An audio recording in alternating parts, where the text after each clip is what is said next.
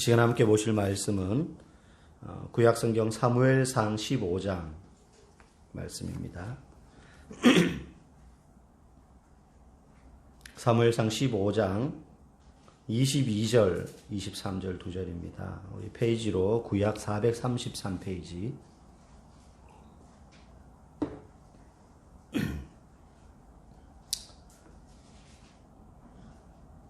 사무엘상 15장 22절, 23절. 다 찾으신 줄 알고 우리 함께 두 절 읽도록 하겠습니다. 시작. 사무엘이 이르되 여호와께서 번제와 다른 제사를 그의 목소리를 청정하는 것을 좋아하심같이 좋아하시겠나이까. 순종이 제사보다 낫고 듣는 것이 순양의 기름보다 나으니 이는 거역하는 것은 점치는 죄와 같고 완고한 것은 사신 우상에게 절하는 죄와 같음이라. 왕이 여호와의 말씀을 버렸으므로 여호와께서도 왕을 버려 왕이 되지 못하게 하셨나이다 하니. 아멘. 계속해서 성도의 삶 시리즈로 이제 순종에 대해서 지난주에 이어서 오늘 두 번째 설교하겠습니다. 오늘 말씀의 제목은 순종도 훈련이다입니다. 순종도 훈련이다. 지난주 저는 설교 가운데 우리가 순종이 힘들다고 느껴지는 이유가 두 가지가 있다 그랬습니다. 첫째는 하나님을 위하여 순종하는 것이라고 잘못 생각하기 때문이라고 그랬어요. 순종하는 건 내가 하나님께 뭔가 영광을 드리고 하나님을 기분 좋게 해드리고 그렇게 하기 위해서 하는 순종이다라고 생각하기 때문에 순종이 힘들다고 느껴진다는 거죠. 우리 무슨 일이든지 세상 일도 그렇잖아요. 남을 위해서 뭔가 하려면 그게 힘듭니다. 그죠? 대가를 받고 하는 일이라 할지라도 힘들어요. 근데 그게 내 일이 되면, 내게 유익이 되고 도움이 되는 일이면 안 힘들어요. 그래서 직원과 사장의 마음의 자세의 차이가 그런 거죠. 똑같은 일을 하더라도 내 가족을 위해서 내가 뭔가를 한다. 내 가족에게 유익이 되는 일이다. 그러면은 힘든 일을 해도 그걸 가볍게 질 수가 있어요. 마찬가지입니다. 순종은 하나님을 위해 하는 것이 아니라 나에게 유익이 되기 때문에 하는 것입니다. 하나님을 위해서 순종한다고 생각하면 그게 짐이 된다고 느껴져요. 그런데 순종하면 내 삶에 하나님의 은혜와 축복이 부어진다. 그렇기 때문에 나를 위해 순종하는 것이다라고 생각할 때, 그걸 깨달을 때 우리는 쉽게 순종할 수 있는 겁니다. 순종하면 할수록 내게 유익이 된다는 거예요. 그래서 신명기 말씀에도 너희가 이 계명을 지켜 순종하면 나가도 복을 받고 들어와도 복을 받고 그렇게 복을 받는다는 거예요. 그러니까 순종하면 하나님이 복된 게 아니고 너희들이 복 받는다는 거죠. 그걸 깨달을 때 순종은 쉽게 할 수 있다. 둘째, 우리가 어떻게 하면 순종을 가볍게 할 수 있느냐, 그 짐이 덜 무겁게 느껴지느냐, 하나님을 가장 사랑할 때. 하나님을 가장 사랑할 때. 구약을 읽다가 보면 유대인들이 순종하지 못해가지고 하나님한테 계속 두들겨 맞는 장면들이 많이 나오잖아요. 읽다가 보면 아니 한두 번 그렇게 두들겨 맞으면 깨달아가지고 그 다음부터는 순종 잘할 것 같은데 왜 이렇게 이 사람들이 반복을 하지? 유대인들이 특히 사람들이 못된 사람들이어서 그런 게 아닙니다. 그들이 하나님의 말씀을 몰랐던 것도 아닙니다. 듣지 않았던 것도 아닙니다. 하나님을 믿지 않았던 것도 아닙니다. 그런데도 그들이 왜 반복해서 순종하지 못했습니까? 하나님보다 더 하나님처럼 사랑하는 무엇인가가 항상 있었기 때문에. 하나님보다 더 하나님을 사랑하는 무엇, 그게 성공일 수도 있고 돈일 수도 있고 안락한 삶일 수도 있고 땅일 수도 있고 재산일 수도 있습니다. 건강일 수도 있습니다. 오늘날에는 더 다양해져 있습니다. 하나님보다 더 하나님처럼 사랑하는 무엇이 있기 때문에 하나님 앞에 순종하는 게 힘든 거죠. 하나님을 가장 사랑하면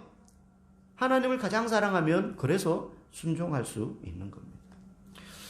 지난주 우리가 오늘 이 두 가지 이유를 살펴봤습니다. 그러면 오늘 순종하기 위해서 내가 한 가지 더 어떻게 하면 순종할 수 있을까? 한 가지 더 살펴보고자 합니다. 어떤 장로님이 자기 자식이 어릴 때 주일학교 다닐 때는 그렇게 신앙생활 열심히 잘했는데 대학생이 되면서 청년이 되어서 교회를 떠난 겁니다.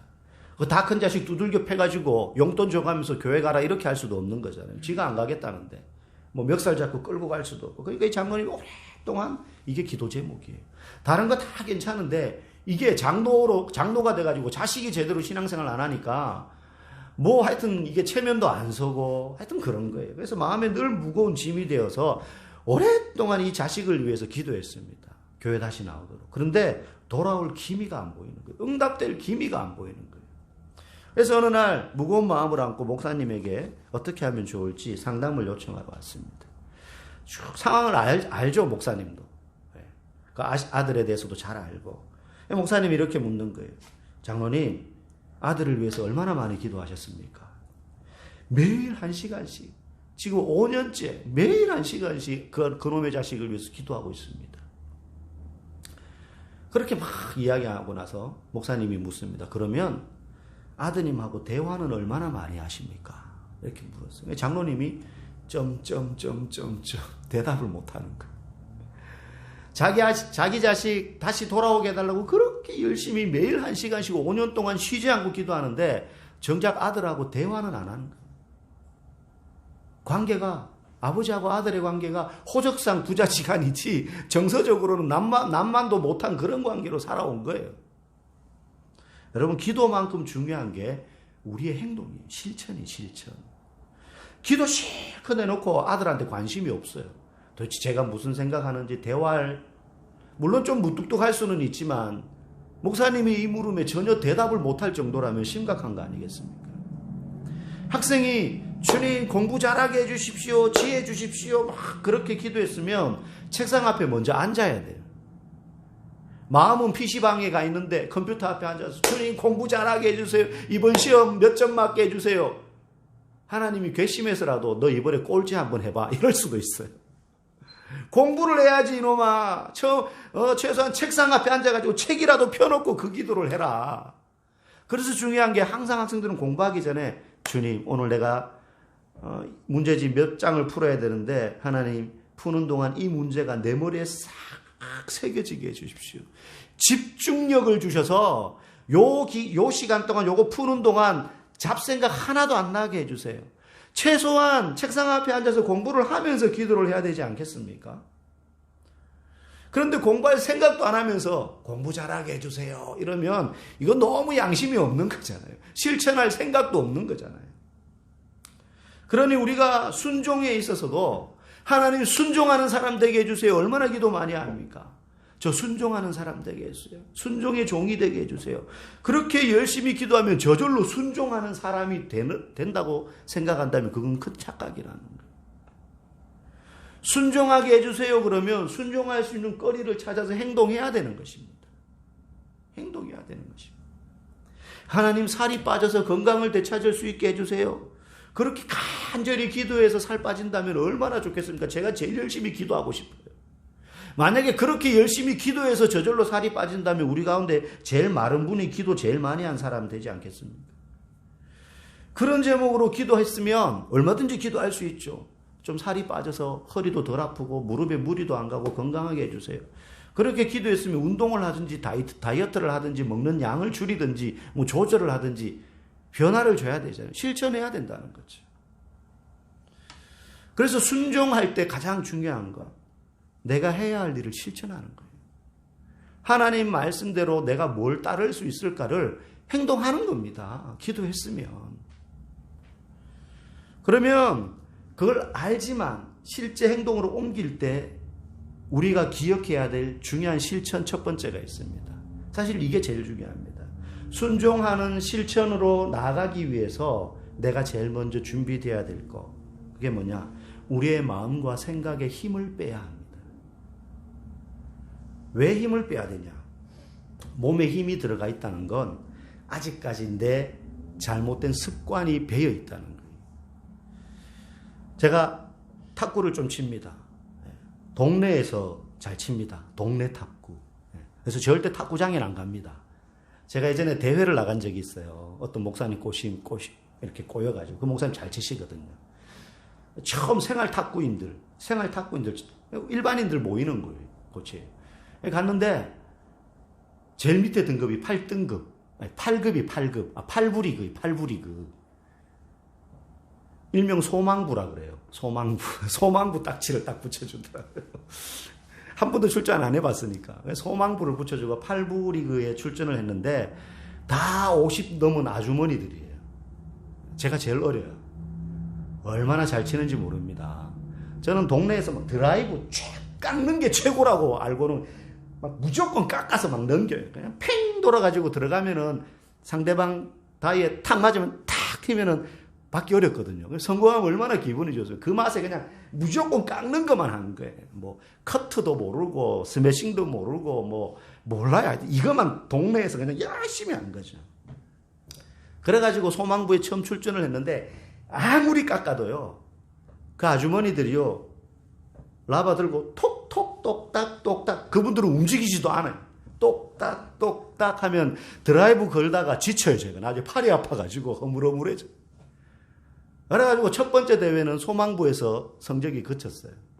그래가지고 이거 좀 알아야겠다, 배워야겠다. 그전에는 그것만 가지고도 교육자끼리 모여서 시합하면 제가 제일 장땡이었거든요. 좀 알아야겠다 해가지고 8부 위에 7부, 그 위에 6부, 5부, 4부, 3부가 있는데 2부 리그에서 활동하는 한 분에게 원포인트 레슨, 2부 리그면은 제가 쳐다보지도 못합니다. 공이 안 보입니다, 그분들 지금. 근데 그 2부 위에 1부가 있고 그 위에 이제 프로 선수들이 있는 거예요. 바둑처럼. 어마어마한 거예요, 2부와 8부의 차이는. 그분이 가르쳐 줍니다. 목사님, 지금 뭐 목사님 선수할 것도 아니고 요거 2개만 고치십시오. 손 각도, 드라이브를 많이 걸려면 각을 더 눕혀야 되거든요. 근데 이게 맞는 확률이 떨어지잖아요. 근데 들어가면은 성공인데 이게 잘 안 성공 확률이 떨어지는 거예요. 그래서 이걸 요만큼만 더 드세요. 라켓을 요만큼만 더 드세요. 절대 드라이브 뭐 막 깎을 생각하지 말고 요걸 드세요, 그냥. 그리고 팔 각도를 드라이브를 걸려면 막 이렇게 쫙 해야 되거든요. 근데 그렇게 하지 말고 요렇게 하세요. 그래서 요것만 하라고. 거울 보고 매일 한 시간씩 요것만 하라고. 공 없어도 돼. 똑딱 똑딱 똑딱 이것만 매일 한 시간씩 하라는. 한 달만 요렇게 하면 7부로 바로 올라갑니다. 아주 요걸 막 계속 했어요. 그래서 두 번째 대회에 그 목사님과 함께 출전을 했어요. 드디어 8부를 꺾고 7부로 제가 올라갔다 아닙니까? 근데 7부에서 7부에 또 날고 기는 7부들이 많잖아요. 쏘기고 6부, 5부 되는데 7부로 쏘기고 오신 분들도 있어요. 뭐 7부가 한계죠. 6부까지는 도저히 못 가겠더라고요. 습관. 근데요, 제가 뭐 선수할 것도 아니고 그 이후에 계속 제가 이걸 보고 막 그렇게 하지는 않았습니다. 그 정도로 연습하지는 않았어요. 근데 그렇게 안 하면 안 바뀐다는 거예요. 여기서 요거 하나 바꾸는 것도 매일 한 시간씩 한 달 해가지고 겨우 요렇게 돼요. 근데 정신줄 잠깐만 놓으면 또 막 이렇게 치고 싶은 거예요. 막 드라이브 치고 싶고. 안 바뀌어요. 요걸 그렇게 하지 않으면. 요거 하나 바꾸는 것도 그렇게 힘들거든요. 오늘 우리가 읽은 본문에서 사울이 왕이 되어서 아말렉이라는 족속과 전투에 임해라. 선지자를 통해서 하나님의 뜻을 받고 전쟁에 나갑니다. 그런데 이 전투에는 조건이 하나 있었습니다. 그게 뭐냐? 살아있는 모든 것들은 가축에 이르기까지 짐승까지 다 죽여라. 아말렉은 굉장히 악한 민족이었어요. 이스라엘 백성들이 출애굽할 때부터, 그들의 조상이 출애굽할 때부터 이스라엘을 방해하고 싸우고 그렇게 했던 민족이었어요. 그래서 하나님이 두고두고 보다가 기회다. 이제 네가 왕이 됐으니 아말렉을 진멸해라. 완전히 진멸해라. 그렇게 이 전쟁에 명령을 내리셨어요. 그런데 사울이 막상 전쟁을 하면서 이기고 나니까 마음이 바뀌는 거예요. 아말렉 왕을 죽여야 되는데 안 죽이고 사로잡아요. 자기의 전리품으로 왕을 사로잡는 거예요. 그리고 양과 소를 다 죽여라 그랬는데 그거 안 죽이고 다 빼앗아 오는 거예요. 그리고 그 중에 병든 것, 볼품 없는 것들만 죽이고 좋은 것들은 다 약탈해서 왔습니다. 승리했습니다. 엄청난 승리와 전리품을 거뒀죠. 그런데 이제 선지자 사무엘이 가서 묻습니다. 그게 오늘 22절 말씀이에요. 22절 말씀에 선지자가 그 앞에 묻죠. 왜 이렇게 남겨뒀습니까? 하나님 다 죽이라 그러는데 왜 남겨뒀어요? 그러니까 사울이 변명을 합니다. 이거 가축 좋은 것들만 제가 골라가지고 하나님 앞에 제사 드릴 때 쓰려고 잡아온 거예요. 그러자 오늘 본문 22절에 우리 같이 한번 읽어봅시다. 사무엘이 꾸짖습니다. 시작. 여호와께서 번제와 다른 제사를 그의 목소리를 청정하는 것을 좋아하심같이 좋아하시겠나이까? 순종이 제사보다 낫고 듣는 것이 순양의 기름보다 나으니. 순종이 제사보다 낫다. 우리 이 말씀 너무 잘하는 말씀이잖아요. 순종하는 것이 많은 재물을 들여서 하나님께 예배드리는 것보다 낫다는 거예요. 헌금 많이 하는 것보다 순종하는 것을 하나님은 더 좋아하신다는 거예요. 많은 예물을 드리는 것도 예배에 좋은 우리의 헌신의 태도지만 그것보다 하나님은 우리가 삶에서 순종하는 걸 더 좋아하신다는 거예요. 그런데 그 뒤에 23절 말씀을 우리는 더 주의 깊게 들어야 됩니다. 22절은 우리가 너무 잘 알고 사랑하는 말씀인데 23절 말씀 한번 봅시다. 시작. 이는 거역하는 것은 점치는 것과 완고한 것은 사신 우상에게 절하는 죄와 같음이라. 아멘. 거역하는 것은 불순종한다는 거잖아요. 거역하는 것, 불순종하는 건 점치는 죄와 같다. 점치는 거 얼마나 하나님이 가증하게 여깁니까? 여러분 절대 신년 돼가지고 신문에 나오는 사주팔자 장난으로 뭐 눈에 띄니까 볼 수는 있지만 그거 보고 그렇게 희덕거리고 좋아하시면 안 됩니다. 완고한 것은 사신 우상에게 절하는 죄와 같다. 여기서 완고하다는 말이 무슨 뜻이냐면 목이 뻣뻣하고 몸에 힘이 들어가서 고집이 세다는 거예요. 아까 제가 순종하려면 몸에 힘을 빼야 된다 그랬잖아요. 완고한 것은 우상에게 절하는 것과 같다는 거예요. 왜 그러냐? 여러분 우리가 순종할 때 순종하는 것에 있어서 사실 순종 다 힘들어 하잖아요. 성경 공부합시다. 기도회로 모입시다. 전도합시다. 뭐 행사하는데 뭐 합시다. 봉사합시다. 이러면 사실 그거 막 즐거워가지고 막 하는 사람 잘 없습니다. 여러분 우리가 신앙생활할 때 순종에 대한 요구를 말씀으로 목회자를 통해서 하나님을 통해서 들어도 우리가 순종하기 힘든 이유가 바로 교만한 마음으로 우리의 목과 몸이 뻣뻣하고 완고하기 때문이에요. 그래서 훈련받지 않아도 된다라는 생각을 합니다. 때로는 바빠서 정말로 사정이 여의치 않아서 내가 훈련받는 자리로 나갈 수 없기도 하지만 많은 분들이 내 생각이 아직도 완고하여서 뻣뻣하여서 몸에 힘이 들어가 있어서 훈련받지 않아도 괜찮다고 생각하기 때문에 사울은 말로는 이거 하나님 앞에 제사 드릴 때 제물로 바치려고 가져온 겁니다 라고 했지만 그의 마음의 밑바닥에는 하나님 말씀대로 따르지 않고 자기 생각대로 행동해도 괜찮다라는 완고함, 뻣뻣함이 있었던 것입니다. 여러분 가만히 듣기만 한다고 저절로 순종하게 되는 경우는 없잖아요. 앞에 쭉 말했듯이 기도한다고 살 빠질 리 없고 기도한다고 공부 잘하게 될 리 없잖아요. 기도만 한다고 순종하게 되지 않습니다. 아무리 목사가 앞에서 말씀을 내뿜어도 그 말씀을 듣고 그 사람이 삶에서 단 한 가지라도 실천해야 변화가 일어나는 것입니다.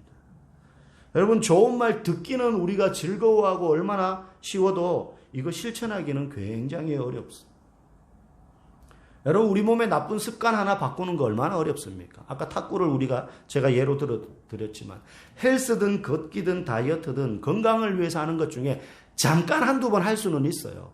갑자기 막 동기부여가 돼가지고 뭐 할 수는 있어요. 근데 이걸 꾸준히 하기는 얼마나 힘든지 모릅니다. 꾸준히 한다는 것이 중요합니다.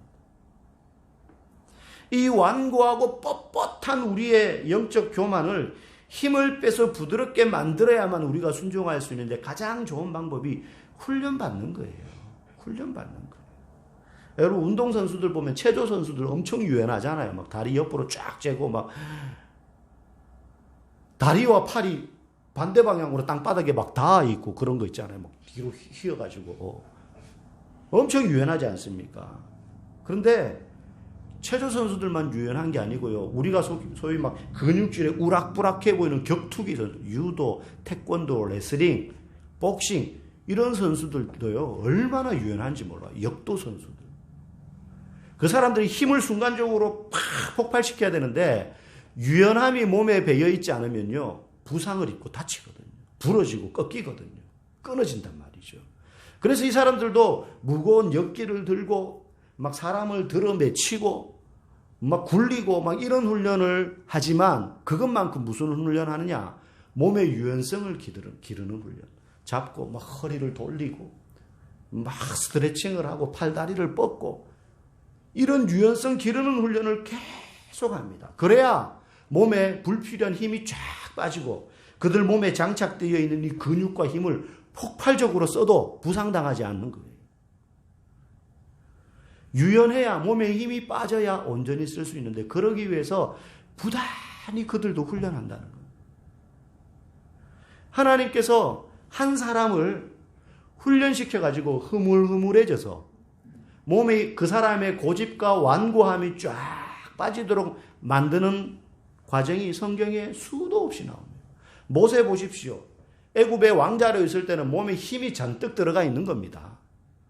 자기 신분으로 실력으로 뭐든지 하면 할 수 있을 것 같았어요. 그런데 그가 살인자가 되어가지고 광야로 도망가서 40년 동안 이름 없는 목동으로 그렇게 살잖아요. 재산 하나 없이 도망자로 갔으니까 처가댁에 얹혀가지고 살면서 양치면서 40년을 광야에서 홀로 살지 않습니까? 그 시간이 무슨 시간이에요? 몸에 힘 빼는 시간이에요. 애굽의 왕자, 할 수 있다는 교만함, 내가 맘만 먹으면 못할 게 없지.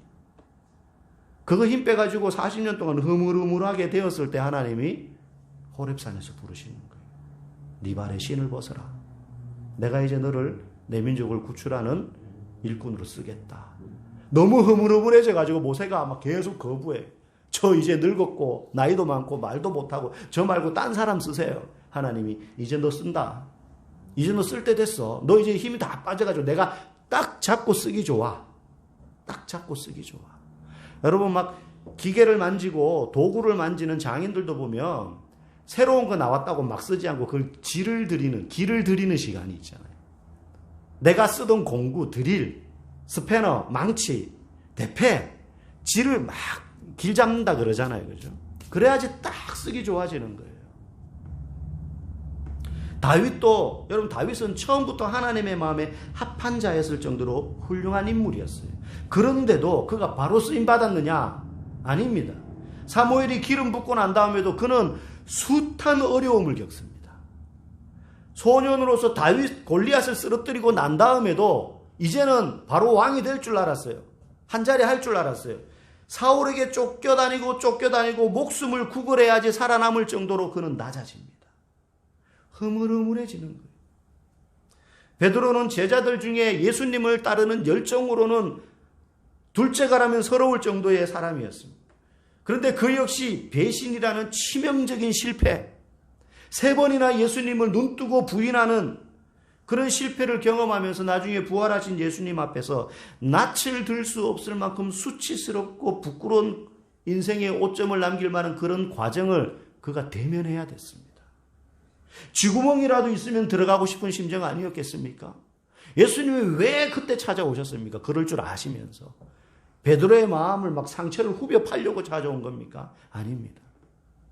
깨어지고 낮아지고 몸에 힘 빼. 너 이제 힘 빠졌다. 그래서 예수님 베드로에게 말씀하시잖아요. 그전에는 네가 가고 싶은 대로 갔다. 네 뜻대로 나를 따라다니는데 이제는 사람들이 네 팔을 벌리고 네 허리에 너의 의도와 상관없이 띠를 띠고 끌고 다니는 대로 네가 끌려갈 거다. 몸에 힘이 빠졌으니까. 근데 그게 내가 지금 쓸 때다. 심지어 예수님조차도 공생의 사역을 시작하기 전에 40일 동안 금식기도. 여러분 예수님이 금식기도 할 필요가 뭐가 있습니까? 능력이 부족합니까? 겸손이 부족합니까? 지식이 부족합니까? 아닙니다. 그런데 그 예수님조차도 인류를 구원하고자 하는 이 위대한 사역을 앞두고 40일 동안 광야에서 목숨을 담보로 금식기도 하셨어요. 목숨을 담보로. 사탄이 가만히 내버려 두지 않죠. 가장 약해졌을 때 그때 공격하는 겁니다. 이게 힘 빼는 과정입니다. 하나님이 한 사람의 인생을 쓰고자 하실 때. 그러니까 힘 안 빠지면 이 사울처럼 완고한 자신의 고집을 가지고 훈련받으려고 하지 않으면 하나님이 쓰시지도 않는 것이죠. 훈련을 통해서 완고함을 꺾는 겁니다. 인생의 훈련을 통해서. 그 후에야 그들 모두가 하나님이 주시는 사명을 순종할 수 있게 됩니다. 순종함으로 감당하게 되는 겁니다. 그러면 저를 비롯해서 우리 모두가 뭐 그래 잘났다고 듣는 것만으로 순종할 수 있다고 장담할 수 있습니까? 들을 때는 할 수 있을 것 같지만 한 걸음 내딛는 게 얼마나 힘든지 모릅니다. 자기 전에 매일 기도합시다. 꼭 큐티합시다. 일주일에 한두 번은 교회 와서 기도하고 갑시다. 들으면은 들을 때는 할 수 있을 것 같은데 행동으로 옮기기는 너무너무 어렵죠. 그래서 훈련받아야 되는 것입니다. 나의 습관, 말씀과 상관없이 살아왔던 나의 신앙의 리듬을 깨뜨리려면 당연히 힘들겠지만 이걸 깨지 않으면, 훈련으로 깨지 않으면 우리의 신앙은 항상 어린아이 신앙에 머물러 있게 됩니다. 여러분, 어린아이 신앙이라는 건 딴 게 아닙니다. 어른들은 허허 웃어 넘길 수 있는 일들도 그게 가슴에 꽉 상처가 되는 거예요. 어른이라면 좀 인내함으로 넓게 안목을 가지고 볼 수 있는 삶의 고비들도 요만큼만 힘든 일이 생기면 그만 나자빠지고 우는 거죠, 아이들처럼. 우리의 신앙이 훈련받지 않으면, 훈련받아서 우리의 몸에 힘을 빼지 않으면 순종의 길로 나갈 수 없기 때문에 그런 신앙에 계속 머물러 있을 수밖에 없게 되는 거예요. 조금 나아간 것 같은데 다시 어느새 원위치하고 있는 겁니다. 오늘날의 많은 성도들은 바빠서 또 힘들어서 여러 가지 이유들이 있습니다. 충분히 공감하고 목사로서 한 인간으로서는 이걸 강제로 끌어다가 멱살 잡고 훈련밖에 못하죠. 그러니까 참 이해가 가고 얼마나 힘들겠나. 그런 마음이 많이 들어요. 그냥 저 목사로서 한 인간으로서는. 그런데 하나님의 관점에서 보면 이유를 대기 시작하면 안 될 이유밖에 없는 거예요. 실천하고 훈련받을 수 있는 상황은 어쩌면 영원히 오지 않을 수도 있습니다. 예.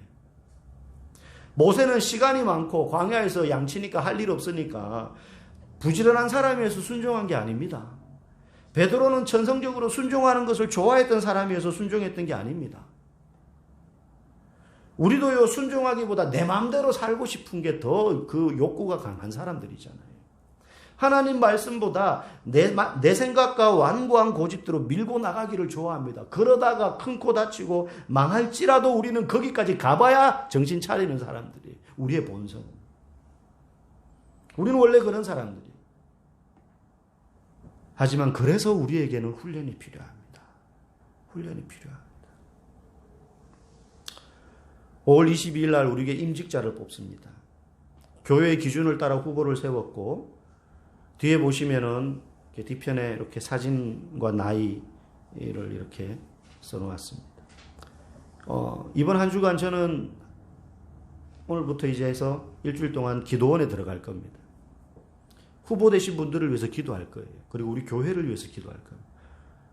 당사자들은 더 기도해야 됩니다. 제가 기도 제목을 다 톡으로, 개인 톡으로 알려드릴 겁니다. 우리의 완고함을 내려놓고 하나님의 말씀에 순종하기 위해서 내가 해야 될 일들을 훈련받으며 몸에 힘을 빼는 시간입니다. 그 시간이. 그리고 선출이 되면 저와 함께 일정 기간 동안 임직자 교육을 받아야 됩니다. 일주일에 3번은 새벽 기도를 나와야 됩니다. 형편상, 여건상 나오기 힘든 분들 있는 줄 압니다. 다른 방법으로 대체를 할 겁니다. 교회에 오셔서 청소하셔야 됩니다. 몇 가지 삶의 숙제들, 훈련이 있을 겁니다. 부담되실 겁니다. 그런데 몸에 힘을 빼는 기간입니다. 큰 책임이 주어지는 데는 그만큼 몸이 부들부들해져야 되는 거죠. 저와 여러분 모두가 마찬가지라고 생각합니다. 우리가 훈련받기를 두려워하지 말고 기꺼운 마음으로 훈련의 자리로 나아가서 우리의 행함이, 우리의 실천이 우리의 순종의 삶으로 이어질 수 있기를, 그래서 하나님이 쓰시기에 합당한 도구들이 다 될 수 있기를 주님의 이름으로 간절히